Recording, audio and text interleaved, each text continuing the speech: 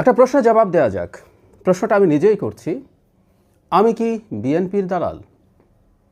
অবশ্য অনেকে প্রশ্নটা করেন না, স্টেটমেন্ট হিসেবে দিয়ে দেন আমার ভিডিওর মন্তব্যে। অনেক দিন থেকে, ইনফ্যাক্ট 5 আগস্টের পরবর্তী সময়ে আমার মনে হয় 2-3 মাস যেতে না যেতেই এই ব্র্যান্ডিং বা এই ট্যাগিং আমার উপরে শুরু হয়েছে। তো তাহলে আমি প্রশ্নটাই আমিই করছি, আমি জবাবই দেই। তার আগে একটু ব্যাখ্যা করে দেখা দরকার যে কারা এটা করছেন এবং কেন করছেন। আমি আমার এই ট্যাগটা, এই খেতাবটা সবচেয়ে বেশি দেখি সেই ভিডিওগুলোতে যেখানে আমি মূলত জামায়াতে ইসলামের কোনো পলিসি বা কোনো রাজনীতির সমালোচনা করি, বা জামায়াতে ইসলামের বাইরেও এদেশের ফার রাইটদের এক ধরনের উত্থানের প্রবণতা দেখা যাচ্ছে 5 আগস্টের পর। বা কেউ বলতেই পারেন এটা আগেই ছিল, এটা হঠাৎ করে তাদের নতুন হ্যাডাম তৈরি হয়েছে এই সরকারের অথর্বতার কারণে। মাজার ভাঙা, নারীকে ফুটবল খেলতে দেব না, গান চলবে না, পালা চলবে না, নাটক বন্ধ হবে, এগুলো যখন হয়েছে তখনই নিয়মিত বিরতিতে যখন সমালোচনা করে গেছি তখনও এই কথাটা সামনে এসছে। তার মানে ডান থেকে উগ্র ডান পর্যন্ত লোকজনের বিরুদ্ধে কথা বললেই আমাকে বিএনপির দালাল ট্যাগ দেওয়া হয়েছে। And frankly speaking I did love it. কিন্তু আমি আসলে ব্যাপারটা কেন সেটাই বলতে চাই। কেউ বলছেন এটা যে বিএনপি তো বিভিন্ন জায়গায় চাঁদাবাজি দখলদারি করছে, সেটা নিয়ে সমালোচনা করি না কেন। যেহেতু ওটা করি না, তাদের ভাষ্যমতে, আমি এটা করি না এই কথাটা ঠিক না, তাদের ভাষ্যমতে যেহেতু ওটা করি না, আবার এদিকে তাদের সমালোচনা করছি, সেই কারণে আমি আসলেই বিএনপির দালাল। এই হচ্ছে তাদের যুক্তি, মোটা দাগে আমি বুঝতে পারি। আমি নিরপেক্ষ নই। আমি 5 আগস্টের আগে নিরপেক্ষ ছিলাম। 5 আগস্টের আগে আসলে সেই অর্থে আমরা সবাই নিরপেক্ষ ছিলাম। আমরা সবাই একই লক্ষ্যে আমরা আসলে হেঁটেছি, সেটা হচ্ছে শেখ হাসিনার পতন করতে হবে। এটাই সমস্যা সম্ভবত ডান এবং উগ্র ডানদের। তারা ভেবেছে শেখ হাসিনার বিরুদ্ধে লড়াইটা তাদের। শেখ হাসিনার বিরুদ্ধে লড়াইয়ে বাম থেকে শুরু করে ডান পর্যন্ত মাঝে যারা আছেন, মধ্যপন্থী সবাই একাকার হচ্ছেন, এবং কোনো রাজনৈতিক মতাদর্শ যাদের নাই এমন সাধারণ নাগরিকও এসে একত্র হয়েছেন। মতাদর্শ নাই কথাটা এভাবে না বলে অন্তত সরাসরি নেই, সেরকম মানুষ সব একত্রিত হয়েছেন। তো সেই সময় আমরা সবাই একমত ছিলাম। এরপর খুব স্বাভাবিকভাবেই আমরা আমাদের প্রত্যেকের রাজনৈতিক মতাদর্শ বা রাজনৈতিক চিন্তা প্রকাশ করব। সেই প্রকাশের ধরনে আমরা যেটা চেয়েছিলাম যে একটা গণতান্ত্রিক সমাজ থাকবে, সবাই সবার সাথে গণতান্ত্রিকভাবে এনগেজ করবে। বিএনপির দালাল খুবই সফট কথা, যে অকল্পনীয় গালিগালাজ আমাকে করা হয়েছে সেটা বলাই বাহুল্য। এবং আমি প্রায় বলি যে আমি চাইলে কমেন্ট অপশন অফ করে দিতে পারি, ফিল্টার করতে পারি, কিন্তু আমি করি না। এগুলো রেকর্ড থাকুক। কোনো একদিন ইসলামের রাজনীতির নামধারী কিছু ব্যক্তি কি করেছিল। কিছুদিন আগে জনাব নুরুল কবির একটা ইন্টারভিউতে তার গালি প্রসঙ্গে বলছিলেন যে ভাগ্যিস তার মা বেঁচে নেই। আমার মা বেঁচে আছে। যাই হোক, কি হয়েছে আসলে, বিএনপির চাঁদাবাজিকে এই অন্যদিকে ডান এবং উগ্র ডানপন্থার উত্থান বা শক্তিশালী হয়ে ওঠার সাথে কি প্যারালাল করা যায় কিনা আমি এটা মানতে প্রস্তুত। দুর্নীতি, অনিয়ম এই দেশের একটা বিরাট ভয়ঙ্কর ব্যাপার, এবং সাধারণ মানুষের দৈনন্দিন জীবন তাতে খুব সিরিয়াসলি হ্যাম্পার্ড হয়। শর্ট টার্মে হয়, দীর্ঘমেয়াদী প্রভাব আছে, কিন্তু আমরা দৈনন্দিন জীবনে করি। হ্যাঁ, একজন মানুষ চাঁদাবাজি করে বেড়াচ্ছে, একটা মানুষ ছোট ব্যবসা করছে, এবং অনেক ক্ষেত্রেই এই চাঁদাবাজির খুব বেশি নিয়ন্ত্রণ ছিল না, বিভিন্ন গ্রুপ বিভিন্ন জায়গা থেকে সেটা করেছে, মানুষ সাফার করেছে। I agree with that. প্রশ্ন হচ্ছে শুধু বিএনপিকে চাঁদাবাজি করেছে? আমি মনে করি না। বিএনপির হয়তো পরিমাণ বা সংখ্যায় বেশি হতে পারে, জামাতের লোকজনও এটা করেছে। এই যে জামাত সৎ লোকের শাসন বলে সব বন্ধ করে, না কোনো রকম কোনো সমস্যা নেই, অথচ আমাদের সামনে এখন তাদের অপরাধের লিস্ট সামনে আসছে। আরেকটা কথা মনে রাখতে হবে, জামাত কখনো রাষ্ট্র ক্ষমতায় যায়নি, ওই পর্যায়ে যায়নি। ওর আগ পর্যন্ত আসলে কতটুকু তথাকথিত সৎ সেটা আমাদের বোঝা এখনো হয়ে ওঠেনি। বিএনপির গ্রাসরুটের লোকজনের এই ধরনের অনিয়ম চাঁদাবাজির সমালোচনা আমি অসংখ্যবার করেছি, আমার ভিডিওতে অসংখ্যবার করেছি, টক শোতে করেছি, এবং আমি প্রায় বলি চাঁদাবাজির স্বীকৃতি বিএনপি নিজে দিচ্ছে, আমার আর বলাও জরুরি না, কারণ বিএনপি বহিষ্কার করছে বহু মানুষকে।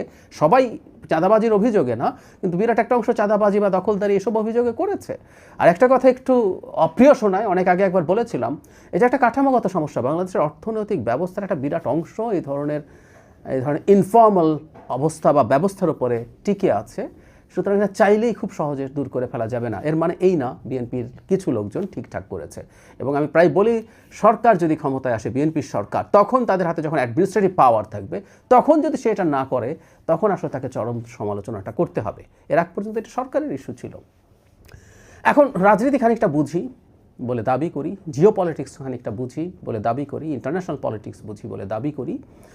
সে কারণেই না একটা চাঁদাবাজির বা একটা সুশাসনজনিত সংকট আর একটা রাষ্ট্রে আইডেন্টিটি পলিটিক্সের উত্থান আকাশ পাতাল পার্থক্যের ব্যাপার, এইটুকু বুঝি।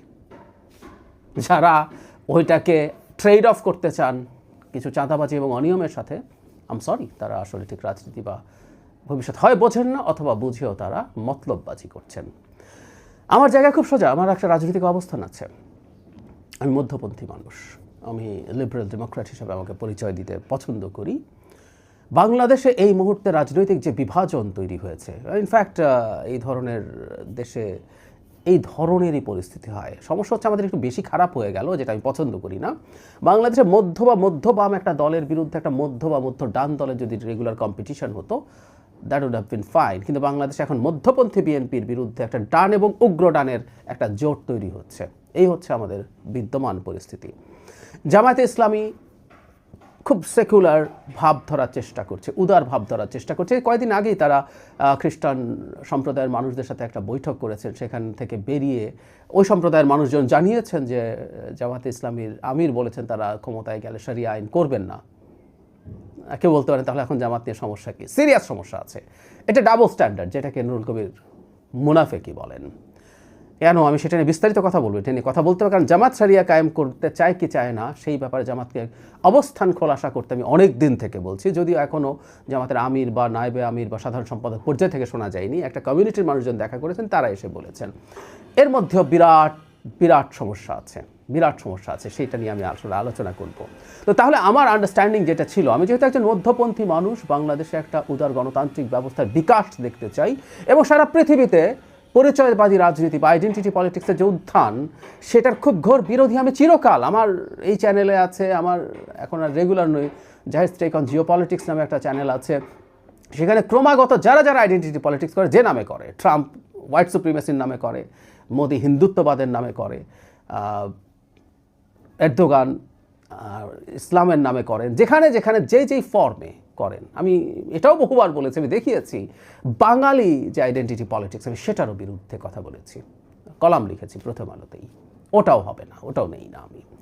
কেউ বলেন বিএনপিতে বাংলাদেশি জাতীয়তাবাদ বলে, আপনারা সহজেই বুঝে যান বাংলাদেশি জাতীয়তাবাদ সবাইকে ইনকর্পোরেট করে, সব ধর্ম বর্ণ সব জাতিগোষ্ঠীকে, সব চিন্তার মানুষকে ইনকর্পোরেট করে, সুতরাং ওটাই আসলে সমস্যা নেই। তো ফলে যেটা হয়েছে, বাংলাদেশে এই পরিচয়বাদী রাজনীতির উত্থান, এখন সমস্যাটা আরও বড়। বাংলাদেশে পরিচয়বাদী রাজনীতির উত্থান হচ্ছে ইসলামের নামে বলছি, এটা ইসলাম নয় আমি বিশ্বাস করি, কিন্তু ইসলামের নামে হচ্ছে।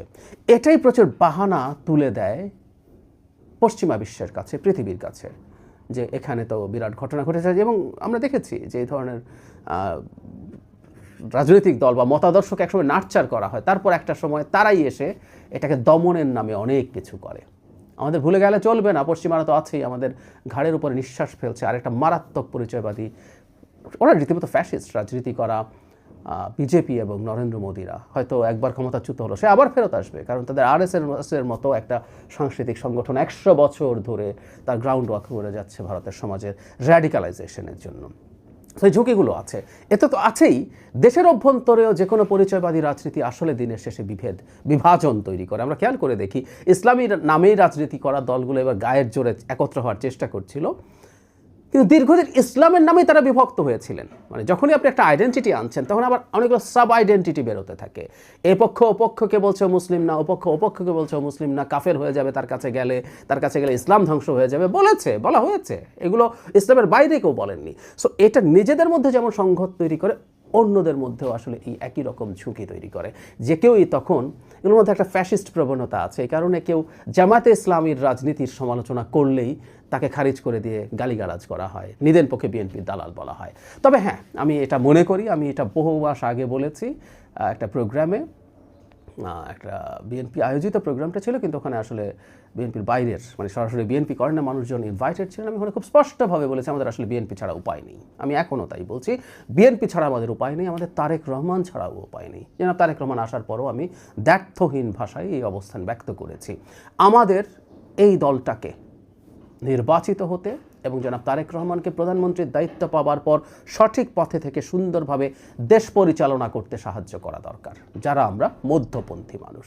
মানে বিএনপি একটু করাপশনের অভিযোগ আছে, একটু চাঁদাবাজির অভিযোগ আছে বলেই এবার জামাতকে দেখব, এটা মানে আমরা একটা বড় বিপদে পড়ে যাব। এখন বিএনপি ছাড়া আমার দেশে রাষ্ট্রীয় পর্যায়ের কোনো অপশান নেই, কিন্তু ডাকসুতে ছিল। সেই কারণে আপনারা মনে করতে পারবেন যারা শুনেছেন, আমি ডাকসুতে শিবিরকে ভোট দেওয়ার বিপক্ষে কথা বলেছিলাম এবং বলেছিলাম এর বাইরে যে কোনো প্যানেলকে ভোট দিতে পারেন, কারণ ওখানে অপশান ছিল, ওখানে ছাত্রদল সমর্থিত প্যানেল ছিল, ওখানে বৈষম্য বিরোধীদের সমর্থক প্যানেল ছিল, কিন্তু জাতীয় পর্যায়ে নেই। এনসিপি যদি একটা স্বতন্ত্র দল হিসেবে দাঁড়াতে পারতো বা আরেকটা মধ্যপন্থী দল যদি থাকতো, আমি সেই অপশনটাকে জানাতে বলতে পারতাম। কারণ মধ্যপন্থী দলের মধ্যেও চিন্তাগত, আদর্শগত বা তার আচরণগত কারণে মানুষ ভোট দেবে। কিন্তু এই মুহূর্তে দেশটা জাস্ট এভাবেই ভাগ হয়ে গেছে। একদিকে ডান থেকে উগ্র ডান লোকজন, এমন দল মিলে একটা জোট হয়েছে যারা আফগানিস্তান যান, আফগানিস্তান থেকে আসা লোকজন আসেন, খেলাফত কায়েম করবেন, এসব বলেন। এবং শারিয়ার ব্যাপারে জামাত, আবারও বলছি, অত্যন্ত বাজে ডাবল স্ট্যান্ডার্ড দেখাচ্ছে তাদের, এটা ফর দ্য টাইম বিং তারা এটা ব্যবহার করছে। সো এই একটা দিক, আর পাল্টা দিকে এই রকম একটা দিক আছে। এবং আমি ব্যক্তিগতভাবে জামাতের আচরণ দিয়ে জামাতকে মোটামুটি না, প্রায় পুরোপুরি একটা ফ্যাসিস্ট দল বলেই মনে করি। ইনফ্যাক্ট এই ধরনের ইডিওলজি বেসড দল ফ্যাসিস্ট হওয়া এক ধরনের ডেস্টিন্ড, সেটা নিয়ে আরেকদিন বিস্তারিত কথা বলবো। তো যাই হোক, আমাকে বিএনপি দালাল যদি বলে থাকেন, আমি এটা মাথা পেতে নিচ্ছি। আপনারা সেটা বলার প্রবণতা আছে, আমি বুঝি, আপনারা কেন বলেন সেটাও বুঝি। কিন্তু আমি বিএনপির ওয়েলউইশার, বিএনপি ক্ষমতায় যাক, শক্তিশালীভাবে ক্ষমতায় যাক, এটাও চাই। কেউ কেউ বলেন দুর্বল সরকার ভালো, আমি মনে করি না। হাসিনা পরবর্তী সময়ে আমাদের কিছুদিনে বেশ শক্তিশালী একটা সরকার লাগবে, যে সরকার অনেক সিদ্ধান্ত সহজে ভালোভাবে নিতে হবে। তবে একই সাথে বিএনপি ক্ষমতায় গেলেও যে সুশাসনজনিত ঝুঁকি আর কথা আমরা মনে করি, আমি এগুলো উড়িয়ে দেই না। সেই কারণে আমরা বিএনপিকে চাপের মধ্যে রাখবো, ক্ষমতায় গেলেও জনাব তারেক রহমানকেও চাপের মধ্যে রাখবো, যেন তিনি দেশটাকে ঠিকঠাক মতো পরিচালনা করেন। কারণ বিএনপি এবং তারেক রহমানের ব্যর্থতা বাংলাদেশে আসলে এই যে আলাদা আরেকটা গ্রুপ অন্যদিকে তৈরি হচ্ছে, তাদেরকে মারাত্মক শক্তিশালী হয়ে উঠতে সাহায্য করবে। একজন মধ্যপন্থী উদার গণতান্ত্রিক মানুষ হিসাবে আমি কোনোভাবেই ওটা মেনে নিতে পারি না।